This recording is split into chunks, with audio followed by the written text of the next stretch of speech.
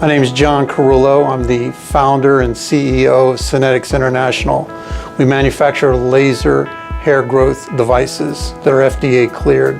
There are 3 stages of results from having your hair treated with the laser.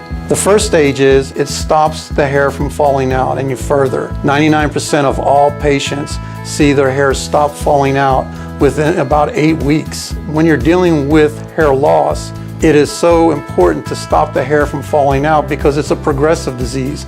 It will continue to go and go, and hair will continue to fall out and fall out and fall out. And so stopping it is really important for everybody who suffers with hair loss. Stage number 2 is the current hair that the patient has begins to get thicker, fuller, healthier, shinier. For women, they can manage their hair better. That's a great sign because the hair has stopped falling out.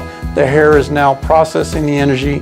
It's getting thicker, fuller, healthier, bigger in diameter. Even a 10% increase in the diameter of the hair really has a visual benefit to the patient who's experiencing hair loss. The third stage is the miniaturized hair begins to get healed and starts growing long again.